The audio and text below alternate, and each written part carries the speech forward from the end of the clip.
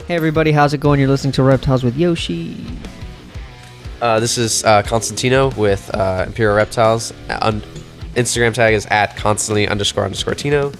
This is Chucky from Mad Bio Reptiles. Hell yeah. Alrighty guys. If you're listening and want to watch, you can check us out on YouTube as Modern Reptile. And if you're watching and want to listen, we're on pretty much every streaming platform that matters. Oh my god. Yay. Yay. Oh my god. Oh my god. How are you guys doing today? Pretty good. Just had a Black Friday sale, so Yeah. recovering. Yeah, I'm doing alright. Just my voice is leaving me, so if I sound rusty. You sound manly today. You're like, Yeah. oh yeah. Oh, what about every other day, bro? Not manly. Come on, man. Yeah, but I think today we're going to talk about certain trends that are going on with the reptile hobby. So, Tino, take it away. Yeah, so I don't know, with Black Friday, got to see a lot of what people are really into, and we didn't see a lot of like the typical stuff. You know, Yeah. no one was picking up a lot of normal ball pythons. No one was picking up a lot of bearded dragons, I think. Crested geckos, you know, a lot of stuff that's really common usually wasn't really being picked up. And I think we sold a lot more tree monitors. We sold monkey tail skinks, iguanas, you know, I think a lot of more niche species. Yeah, like very Not the specialty greens. stuff. Yeah, not the Oh, greens. not the of course. greens. No. But yeah, it was interesting, you know. I picked up some broadleaf maker, some Sudanese giant plated lizards. And I was watching... More? No. Just the two. Just the two. Yeah, you got more? What the hell? But yeah, it's weird. There was I think more of the old school stuff is coming back. I think more stuff is being like discovered, like how to take care of certain stuff, and people are like picking that stuff up. I think it's weird. It's like, it's cool. Like you think about like, oh, now we're doing captive bred monkey tail skinks and like, captive bred plated lizards, and it's like, whoa, that's weird. You know, it's really not just ball pythons, bearded dragons, and leopard geckos. yeah. It's not the same things anymore. Yeah, no, I definitely see that, especially with the rise of like bioactive setups and stuff like that. People are being very specific about what they want. You know, they might start with the common thing, and then they'll like dive deep. And as they see, like, oh, look at all this cool stuff, and they're like, I don't have to get a bearded dragon next. I don't have to get a leopard gecko next. So they're on to the next thing. So yeah, I definitely see that.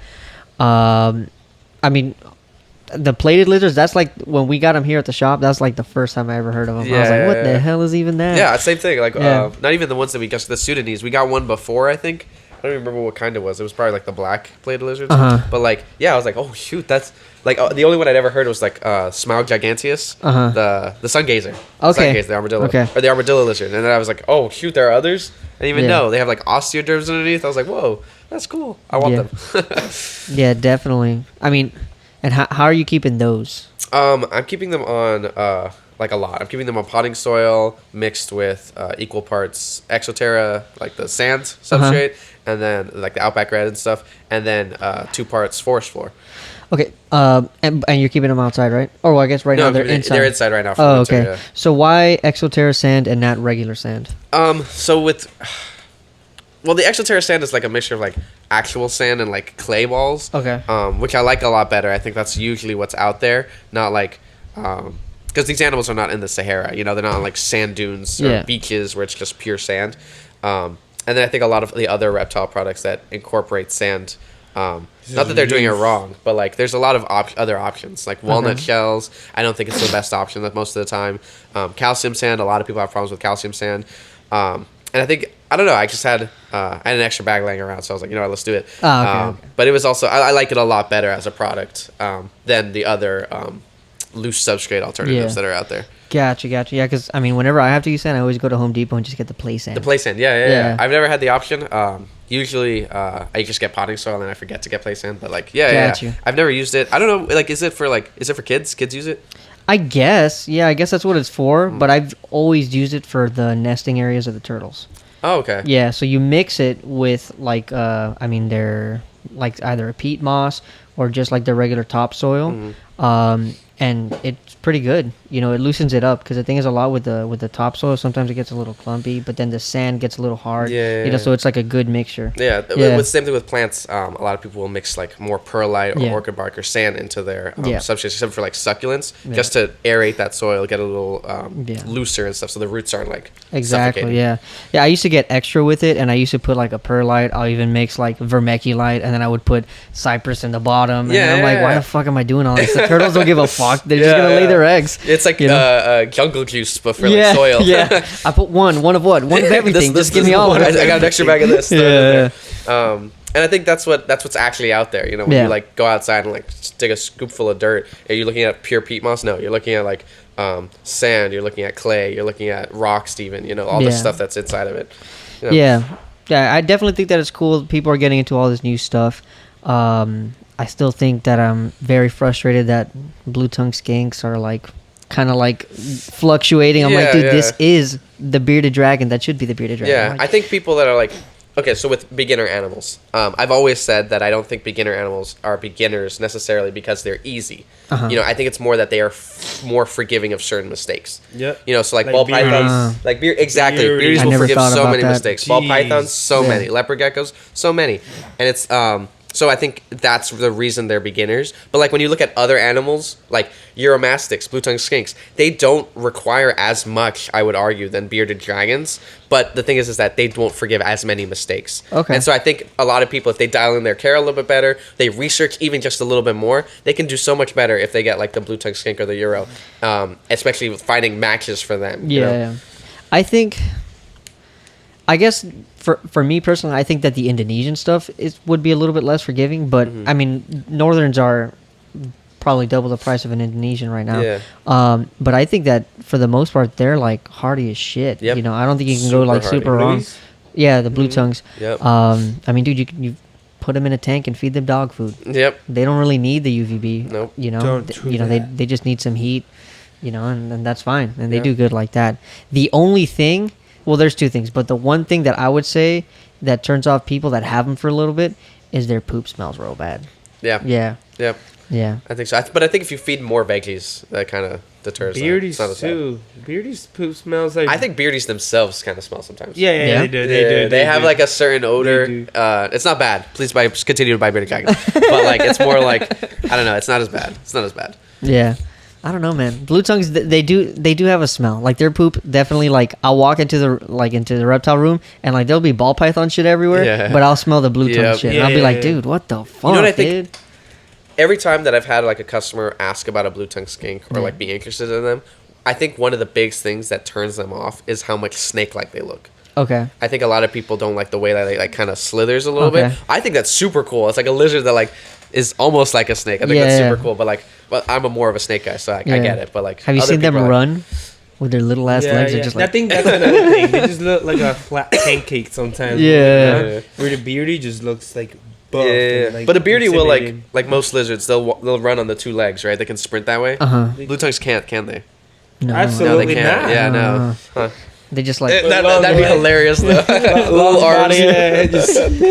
Have you seen like a blue tongue try to stand up against a tank and they just like flip over and fuck their back up? Like idiot, what are you doing, what dude? You doing? And then the worst part is they do it again. Like what the fuck, man? Yeah, but no, I just blue tongues are the way to go. Still, I think fuck bearded dragons. I was actually just talking with Alex at Imperial Reptiles this morning about like it's that guy. He's here. It's that guy. He's over there. He's watching us right now. With about like when you look at an animal's native habitat, right, and how diverse their natural range is, that usually determines like a better animal or at least a hardier animal. So like one of the specific examples was like Colombian boas, Central American boas. They're in like not the true red tails, but like the other ones are in such diverse climates. Like you have your mountains over there, you have your tropics, you have the coasts over there, and so like given how much of a diverse climate that they have, they've had to adapt to those certain things. And so in captivity, you don't necessarily have to replicate any one of those certain things because they'll just do better. Oh, they'll just do great no matter how you do it. Gotcha. Yeah. That's the same thing with like most invasives. Back to that. Like that's how they survive because they come from places like that where it's like I don't give a fuck, I'm gonna live wherever I want. I live in this corner, hot as hell. It's cold, I'm gonna live right here. It's like they don't really care. Yeah. Some species don't forgive any of that. They're just No. like, I'm living it. Yeah. Yeah, and on the topic of like the different environments and stuff like that. So Manny was here yesterday, obviously. Something that he was saying is like sometimes like he's with so much experience and stuff like that of keeping just a vast amount of animals, is that it's cool to like get a new animal in and just knowing like, hey, this animal is from here, therefore I kind of have an idea of how to set it up. Yeah. And I think that I never thought about it like that because I keep ball pythons. Yeah, yeah, exactly. But yeah, I mean that's a cool thing, and I never thought about that with boas. Like, oh well, they live all over fucking in South America and some in Central America and stuff like that, and there's a different kind of climates everywhere for them. Yep. One I think of about these days you need to come out, and we're gonna find like regular snakes, just like a corn snake, and you're gonna freak out where you find the most. I gotta go. Yeah. I gotta go at least one time. Literally, I was telling that's you last another time, example. right? Yeah. I've never found a corn snake on the ground. Yep. They're like always on Ever. trees. On Yep. trees, bark, loose bark. The only time I found them on the ground, like crossing the road, is at night when the road itself Yeah, is when they're hot. trying to get Yeah. They're For trying the to road take the cruising. That's the only time. Other than that, never found them on the ground. But the Yeah. way we keep them is almost like if they were terrestrial for the most part. Yeah. Well, going back to like their climate, when you look at how a corn snake lives, they live in Florida. Yeah. But they also live in Central Southeastern. America. They also live around Midwest America. So it's like Yeah. they're pretty diverse. You can keep them on aspen. You can keep them on cocoa blocks on forest floor.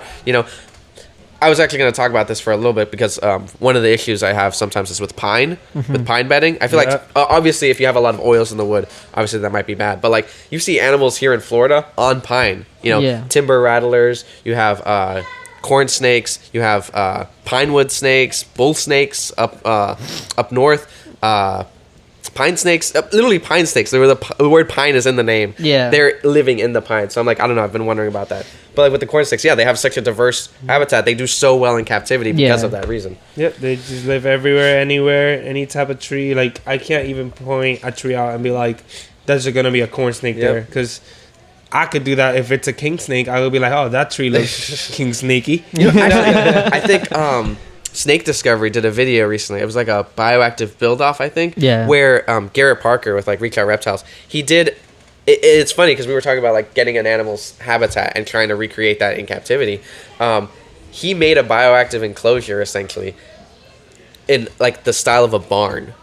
Okay. He had like tools set up. He had like a little work table inside. He had a drip pan within there that was made of like copper, and it was like a little spigot. I mean, it looked like the inside of a barn. And it's like, yeah, where are people finding corn snakes Midwest? Yeah. In barns, where Yeah. the rats live. Or So that's Texas like, rats. to an argument, that's like their natural habitat now. Yeah. They live in barns. Like that's crazy when you think about that. Yeah, you can make a little bioactive terrarium as a barn, as a human establishment. Yeah. Another great one that's not in the pet trade, or there's some, I've seen them a couple times, but whatever. Black racers. Like anywhere we go, we could pinpoint we're just going like, oh, we're gonna go out and find pine snakes, or we're gonna go out and find a mud snake. Two totally different habitats. There's gonna be a black racer in that bitch. Yeah. Like that. Those snakes just survive. Yep. Bro. They're just out there thriving. I go to these one trail that you walk through it, and it's pretty much a trail, and then there's two lakes on both sides. So if gators want to bask, they have to get out of the water and go into the trail type of Yeah. thing. As you walk it, you go so far out, bro. Like there's no land other than that one trail. Uh-huh. There's racers all over. All over. I'm like, how? They're crazy. How Yeah. y'all living out here? Like what y'all eating? It's hot as hell. There's no trees. Yep. And they just survive. They just thrive. Yeah. But that makes sense, especially in captivity. We forget about those things. And I think whenever you get those animals that could survive anywhere, and you keep the temperatures from this to this and humidity exactly this, the entirety of its life, you're actually making the immune system of that animal weaker. Because if you were to change that, the animal's body's not used to it. It's Right. going to die. Yeah. Right. Wow, that's an interesting point of view. I never Yeah. thought about it like Yeah, that. a lot of people try to keep things like to the T. For example, I went and got veiled chameleons here wild in Florida, caught a whole bunch, built some enclosures outside of my backyard, put them outside. My friend got some captive bred veiled chameleons. They were kept inside their entirety of their lives, put them outside right next to mine. One night, went down to 60, 55 to 60 degrees. Yeah. All of his were dead. Mine thrived. Yep. And that's because of the way those babies were kept, because they were kept to the T of what they thought was correct. But once that changes, let's say one day you don't have power, your animal's gone. Yeah. Because they kept it to the T. My animals already lived outside. They've been through winter. They know what it is. So they got to survive that one winter and they were fine with it. Yep. So would you say, in a sense, we're kind of making our reptiles like dumber? You know, like they're like not body wise, weaker. But you're weaker. Yeah, body wise, absolutely. I mean, if you think about it, most reptile breeders breed back to back within their own family. Yeah. You're bringing their DNA, their genetics back down. That's what recessive mutations are. Recessive mutations are two mutations that are the same thing. You put them together and it comes out, right? So through time, we might be making them a little bit dumber. Yeah.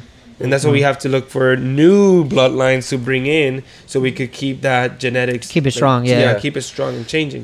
Because if not, we're just going to make them weak. So then what do we do? I mean, as a pet owner, you know, you're not going to have, if you're going to do bioactive, you're not going to have 3 different kind of tanks where like, oh, this time of the year they'll be around here, this time of the year it'll be around here, this time of year it'll be around here. I think, it doesn't have to do as much with, like, if it's one tank, it's one tank, Yeah. But whenever you keep an animal, sometimes we have the range of temperature too tight for certain animals. Some animals need it. Yeah. But sometimes we keep those strong Parameters, animals too tight, where the temperatures never change, never drop, never rise. It's just the same the entire, like for the entirety of its life or year or whatever the heck it is. I feel like we should find a way to make it fluctuate like it would in the wild. So you would say almost, you know how like people say that like so many kids now are like sick because they don't eat dirt, they don't go outside and play with the dirt. Of course. Yeah, so you would say something analogous to that, like where Absolutely. it's like, we should make not so much harm, but we should introduce our reptiles to different kind of environments, different kinds of things where it might like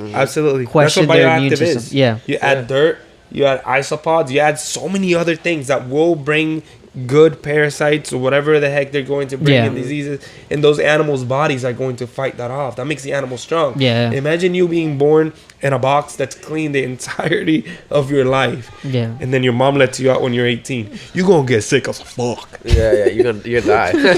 Yeah. You're gonna like breathe Bubble some Boy. of this air. Ooh. That's crazy, I think also it goes back to like when you think about how to replicate an animal's environment in captivity, So like when I look at the Sudanese plated lizards, right? When you look at Sudan, that country is so diverse. When you go up north, it's almost arid desert. You literally out there you have literally sand dunes. This because it's on the corner of the Sahara, and then you have the coast on the side next to Ethiopia. And that's like very tropical, subtropical. And then you go down, and you're like the Congo is underneath it, so you've got like this tropical, subtropical rainforest type area down there. And it's like, how the heck am I supposed to replicate this? Yeah. And to an extent, you don't really have to. You can just kind of work with what you've got and just make sure that the animal is doing well and adjust. Yeah, and then maybe find out the range of the animal, because he might not, like, you might have an animal that is only found in the north type of thing. Yeah. Then so this is what I replicate. If it's throughout that bitch, then But then you also think about like brumation cycles. So like if you're thinking about breeding, like if an animal is really, really close to the equator, that's their natural range. Do you have to brumate them? Not really. No. Their temperatures kind of stay almost the same year round. They drop very little. Whereas if you get an animal like a tegu who's down in Argentina, or you get something like a Gula Lacerda up in Europe, like you have to brumate that thing in order to get it on the right cycle. From Europe? Yeah, Gula Lacerdas. Europe have cool things. Wow. I always wonder that. I'm like, yo, what the fuck is over there, dude? Yeah, bro. One time I asked this, I don't know where in Europe, but I asked this lady, and I was like, "What y'all got over there? You got turtles? What y'all got?" Yeah. Like, I don't know. I'm like, yo, y'all killed everything. Yeah. Yeah, they have venomous things too. Like how? I didn't know that. Was the asp, right? Asp, or no, adders. Adders. Adders. Yes, Oh, they have okay. adders. I'm like, yeah, y'all got snakes? Yeah. Because they come over here. Well, and they're I freaking guess out. they have legless lizards. Oh yeah. Well, I guess. Yeah, somewhere weird. over there. Yeah, somewhere. You see where they at? Yeah, I don't fucking know. Spain, Italy. Yeah. I don't fucking know. Though Russia has really cool rat snakes. Not to jump on the rat snake train, but like really cool rats, like diadem rats, Russia. royal rats. Yeah, That's just cold. yeah, super cold. You got ice It's snakes. crazy. But wait, like They when you got think about ice it too, like Russia's a huge ass place. Let it go. Up north, of course. Yeah, it's super cold, but like it's next Yeah, to I bet. Mongolia and China. So it's like and then Japan is like right next to their peninsula, so it's very diverse. It's really kind of Russia's crazy fucking place. huge, bro. Yeah. I'm really bad with geography, so you're like painting this picture, and I'm like, I have no idea. I know where it's at. That's huge. Yeah. When you look at a map, you're gonna see Russia. Like, what the? Yeah, no, fuck that. That's the craziest white people. Yeah. You stay away from those. But all right, guys, I think this is a good middle point. We'll take a little break and we'll keep it going. Sweet. All right. Hey everyone, I'm the owner of Imperial Reptiles and Exotics. We are a reptile specialty store located in Orlando, Florida. We carry a full line of premium reptile supplies as well as quality reptiles. You could also find all of our reptiles and supplies available online at www.imperialreptiles.com. How's it going? You're probably wondering what I'm doing here. This is the segment that Josh was hinting at in the last podcast that him and I did together, where I'm going to be giving an intermission in between the guys' podcast, and I'm going to bring some reptile related news that happened this week, or some kind of interesting story that was at least interesting to myself, and hopefully, whatever I find, you guys find as interesting as I do. Without further ado, I'm going to go ahead and get to it. Now, bear with me if I butcher some names, if I'm reading a little bit. This is the first time I do this, and, hopefully with time it'll get better. This article I found, it's from the Smithsonian Magazine, and it's talking about, this is the title: Earth's oldest ocean giant was a reptile with an 8-foot skull. First thing I noticed when I was going through this article was, holy crap, it looks like some kind of dolphin eel hybrid kind of looking thing. I don't know if we're going to put the link to the story or anything, but I let you know where it's from and what it's titled, so it'll be easy to find if anything. It's talking about the ichthyosaurs. I hope I'm saying it right. If not, like I said, bear with me. They were the planet's first known giants. They grew about 50 feet long, according to this. And it says, from skeleton discoveries in southern England and Germany over 250 years ago, these fish saurians were among the first large fossil reptiles known to science, long before dinosaurs, and they've captured the popular imagination ever since. So in 2011, the 8-foot long ichthyosaurus skull from the mountains of Nevada were excavated, which, if you really think about 8 feet, that's, for a head, that's huge. I don't want to see that when I'm swimming in the beach. The fossil belonged to a new species called Symbospondylus youngorum that they estimate lived about 246 million years ago. They were saying how the first whales took about 45 million years to reach the size that we think of when we think of whales, or back then maybe they were bigger, but it took them 45 million to get to size. However, the ichthyosaurs, they reached their big size in just 3 million years. So scientists then created a food web to figure out why they grew so much faster. And then 252 million years ago, 96% of the ocean's creatures were wiped out by the Permian extinction. It left the door open for smaller, ammonites type of mollusk and these eel-like creatures called conodonts to flourish.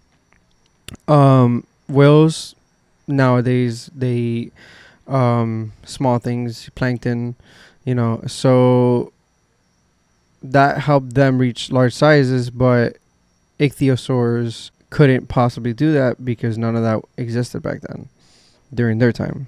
They didn't directly feed on shellfish, from what this says.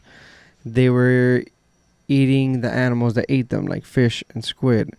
And they're thinking that they grew so large so quick because of the boom, they say, filled an empty void in the food chain, and that these reptiles took advantage of it. So the last thing that they write here is, as researchers, we often talk about similarities between ichthyosaurs and whales and dolphins, but rarely dive into details. That's one way the study stands out, as it allowed us to explore and gain some additional insight into the body size evolution within these groups.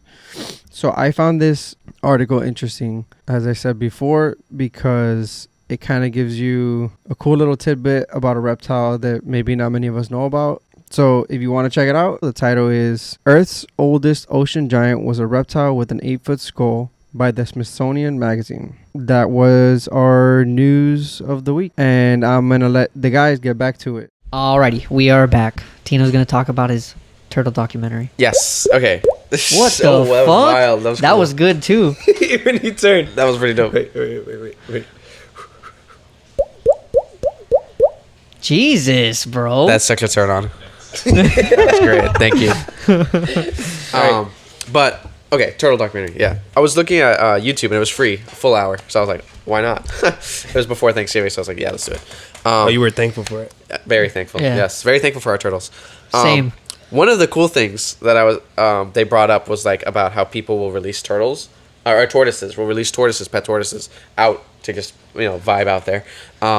And one of the things that was really cool was like that I never considered is that when sometimes pet owners will release sick or unhealthy tortoises, tortoises that haven't been taken care of properly, Yeah. and so they have RIs. And then when you introduce that into the native tortoise populations, because they will meet other tortoises, boom, Yeah. you're decimating the tortoise population. It's not even like, oh, you're decimating, you're inflicting the numbers, you're messing with native wildlife because you're bringing in invasives. No. Even if you like had a gopher tortoise that you had for years, and you didn't take care of it properly, you gave it a respiratory infection, you release it back out because you learned you're not supposed to have it, boom, you are now decimating the gopher population. Absolutely. I mean, that happens with everything. Tegus bring certain diseases. Burmese brought diseases that killed rattlesnakes.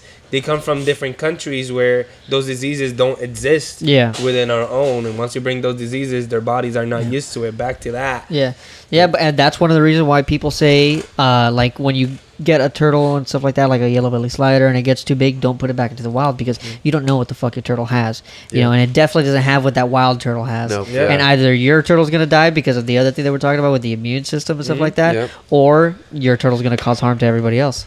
That's crazy. I hadn't thought of it like that. Yeah. I usually assume people take care of the animals, and their animals are healthy. Since we're talking about turtles, did you guys know there was a tortoise in Florida larger than the Galaps? Extinct. I didn't know that. What the fuck? It's in the same family as the gopher, just the size of the world. Why do things get smaller? What? Why did things get smaller? I feel like in previous times, a lot of things were... All right. You can't get smaller if you're already too small. Oh, there you go. Anyway, I think it's environmental is what it is. Oh, yeah, it's because environmental. Yeah, because It's we're the like temperatures. it's the temperatures. there you go. It's a little cold today, If you're so in the it's water, smaller. it'll get smaller. Yeah. Oh god. But yeah. So obviously, when animals had free reign and stuff like that, they would just grow and grow and grow and grow. They had so much room to grow, so it's fine. But now we're building over everything. Things get smaller. That's interesting. That's part of it. So a great example on that, I would say, is the Florida Panther or cougar. Same thing. The difference why it is its own subspecies from the ones in the West is because exactly that. The ones in the West are larger than the ones here in Florida. So the ones in Florida are a lot shorter and a lot thinner. The reason for that is because they live in swampy areas. They're not exactly walking through the swamp. They're walking on the branches above the swamp. So they have those lean, light, not as heavy paws to be able to they've adapted for it, and then that's what they adapted for. So it pretty much depends on their how their environment changes. So that too, where we start building things around, they're going to develop different things to survive. Like I watched this documentary on YouTube, and it was free, not on Thanksgiving. Amazing, about anoles and how they evolve within a year. Like the generations of anoles could just adapt extremely fast, including the brown anoles we have in Florida. I'm gonna tell you right now, they don't look exactly the same as the ones back in Cuba because they live all in like human-made areas for the most part. So their claws and their hands have changed because of it. Where the ones that are out in Cuba living in their natural habitat have stockier arms. So it's like they just adapt to their surroundings and bigger things. catch our attention, we kill them. Of course, yeah. Example, alligators. When somebody goes out to hunt an alligator, they're not going to hunt a grunt. They're going to hunt The big the ones. large alligators. Yeah. That only leaves the alligators with small genetics to breed. Yeah. So through time, the alligator keeps getting smaller. Where there's stories that there were used to be like 15 footers and up or whatever there was here in Yeah. Florida. Now we don't see that. So every time you hear that, you're like, that never existed. But that's because we've been killing them all. Yeah. Back in the 40s, they were almost extinct. We only left the really small ones. Yeah. And then that's the only genetics we have now. Interesting. Yeah, I would also imagine that it has to, with lack of resources and lack of food. Yeah. Because I mean, if we're building overall the environment and stuff like Yeah. that, they can't eat, they can't grow. That's Yeah. why I never grew, because Yeah. I didn't eat enough. That's what my Makes mom sense. used to tell me. Makes sense. Yeah, it's not genetic, but No, it's no, because no. I didn't eat enough. Yeah. It turns genetic with time. Yeah. It makes your stomach smaller. Like it just all of that adds up to it. Yeah, All that is going to change the animal. It changes us. Yeah. Like people from different parts of the world look different. Some are taller, some Yeah. are shorter, some are darker, some are lighter. Some like your eyes are bigger over there. Your Yeah. nose is larger because you're in a desertic area. Like Yeah. things like that. Speaking of big things. Oh. Stepping up. Turtle documentary. Sea turtles. Yeah. Right. One of the things that I learned from this is like, so apparently in I think the coasts of Costa Rica, right, the native population and the government have reached an agreement where, so sea turtles basically like they lay hundreds of eggs essentially, like 80 to 100 eggs per clutch. I want to say I don't know. I remember the specific number, but and only a small percentage of them survive. Sometimes sea turtles that are late to the game for a nesting season will unearth ones that are already there because there's no more room anymore. They're unearthing them. They're crushing those eggs. So a lot of them don't survive. The next morning that most of the sea turtles have left, the government has reached an agreement with the native people that the native people are allowed to go out and harvest some of those eggs because not all of them will survive. Just by default.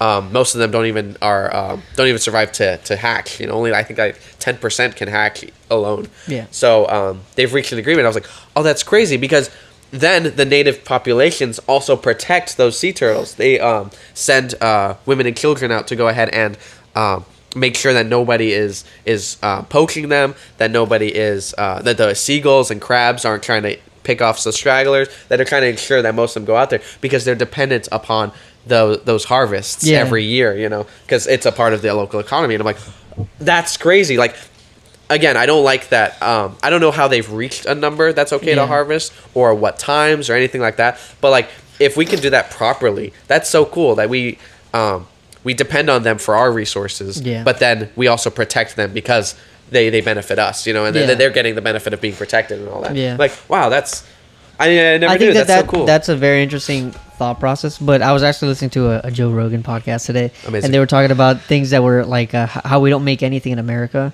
and I just think that it's so inconvenient. And something that I've learned about Americans is they hate inconvenience. So it's like one of those things like it's gonna be so much easier to get this overseas.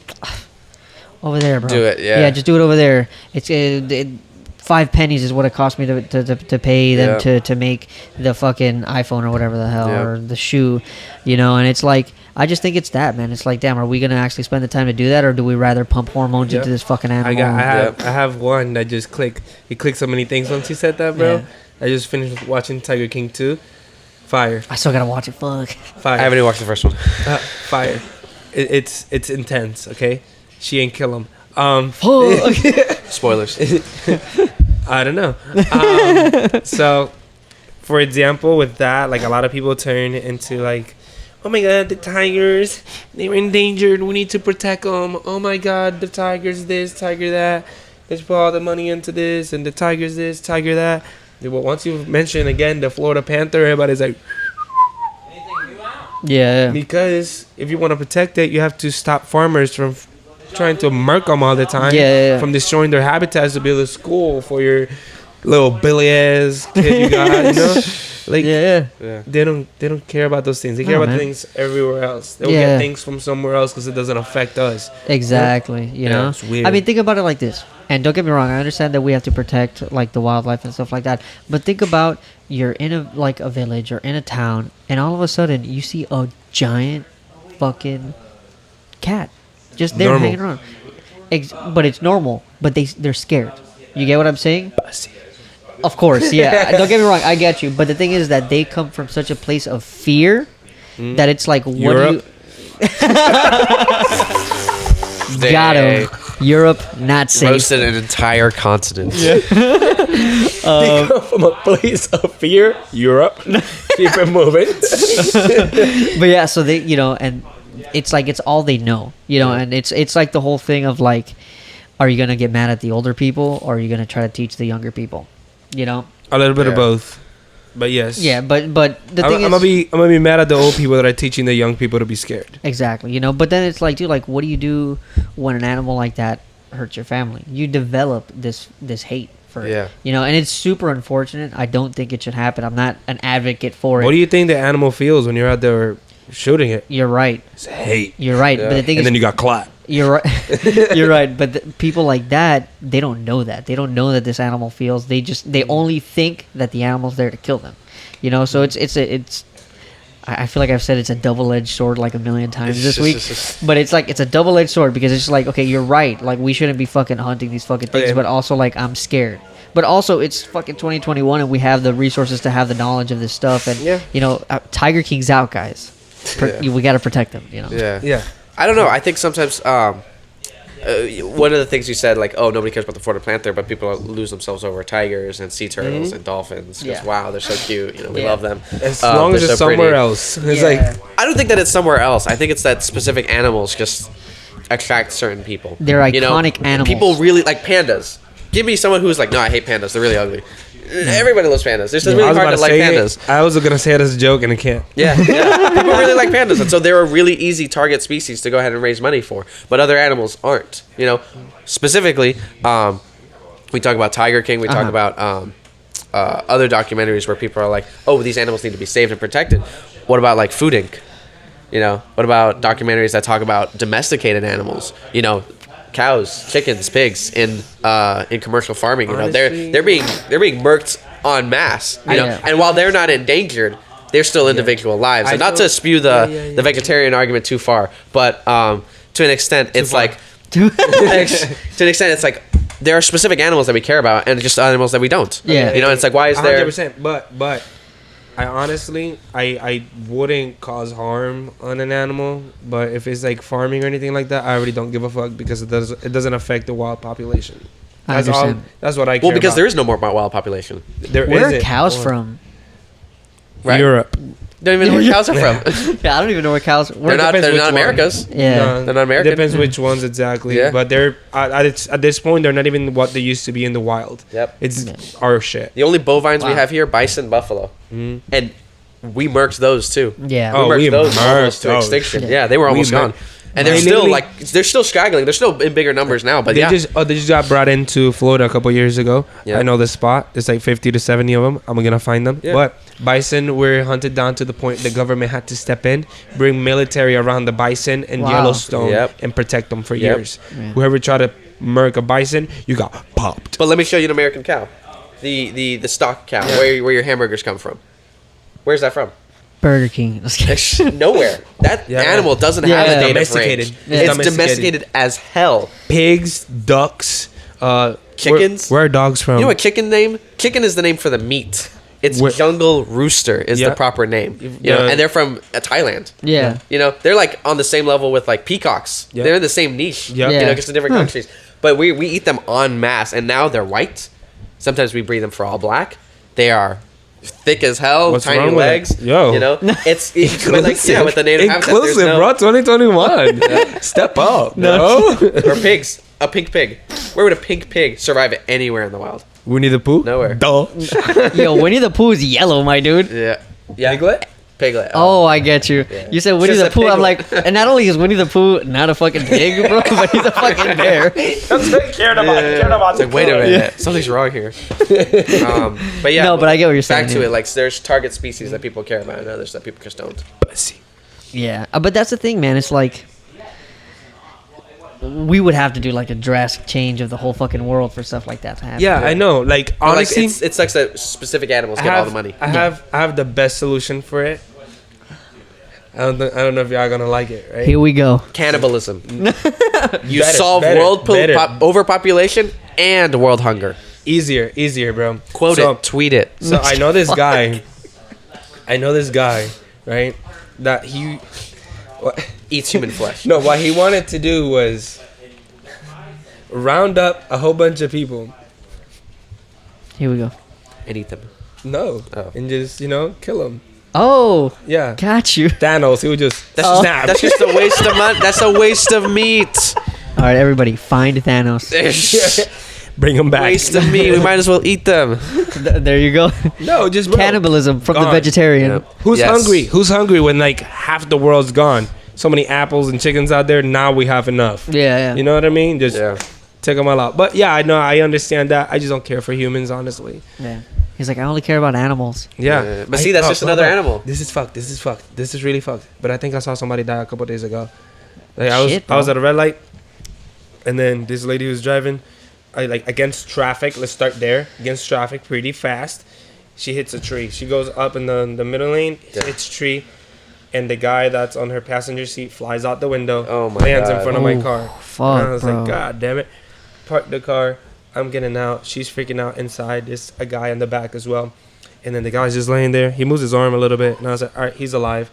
And then she gets out and she's like, hey, babe, where's your phone? Babe, where's your phone? I'm like, motherfucker dead. Like, Oh what are my you doing? God, bro. Like, it's not, babe, are you okay? Babe, no, babe, where's your phone? Where's your phone? She has her own phone on her hands. She's like, this is the time that I gotta read his text message. You know what I did? Open your phone. You know what I with your did? finger. You know what I did? I got in the car and I left. Yeah, Damn. no.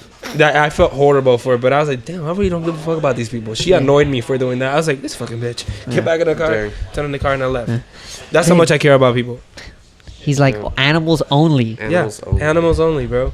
I mean, at the end of the day, we But all only care. specific ones. Only Just spe- fuck the Tigers over the Florida Panthers. No. Did you like the Florida Panthers? You like the Florida stuff? I like Gopher tortoise, everything. I like crocodilians, everything everywhere. But I would, I except cows, pigs, and chickens. wish, listen, if you farming them bitches, I'm gonna fuck.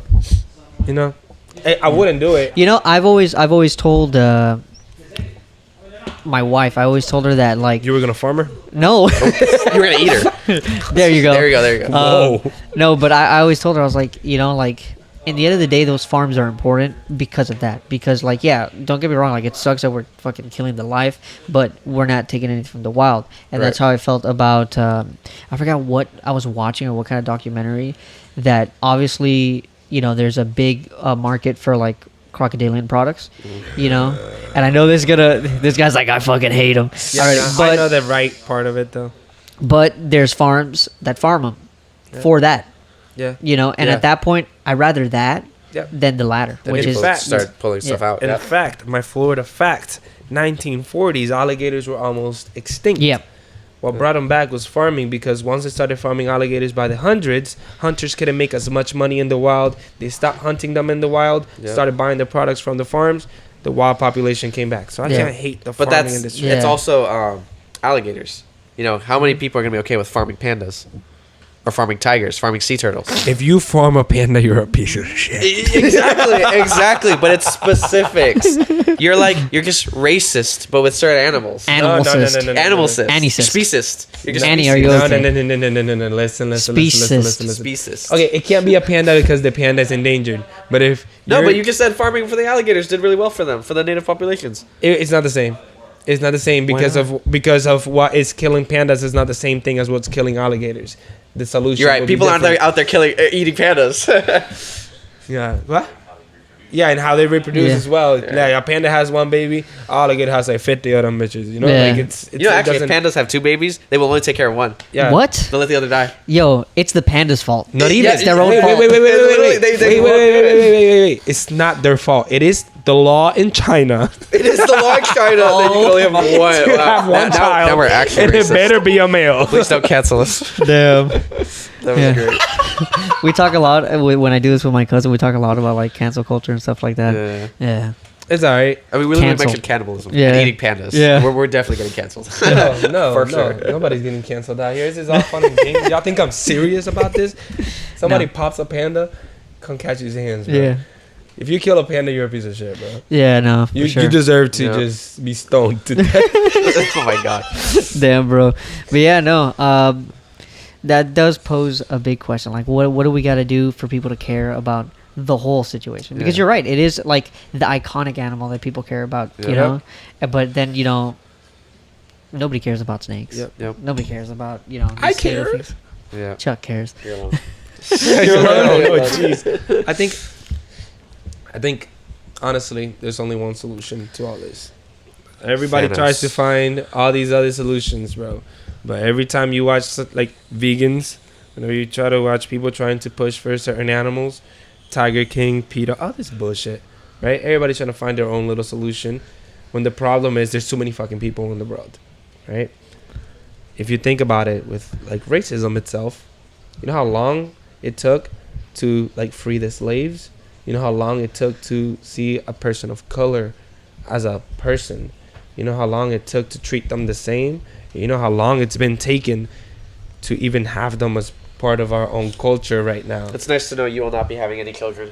Yeah, absolutely. You're gonna take one for the team, bro. Yeah. But listen, like for real, like how long it's taken hundreds of years. So for us to convince people of any of that, for us to convince people to go vegan, for us to convince people to care about animals, But to convince people not to have children, that's hundreds another of years, level. hundreds of years, That's yeah, another level. thousands of years. I actually think that I'm not That's- a fucking scientist or anything, but I think that there's less people having kids now. I agree. Yeah, It I doesn't think- matter. You know why it doesn't matter? Because there's 9 billion people already.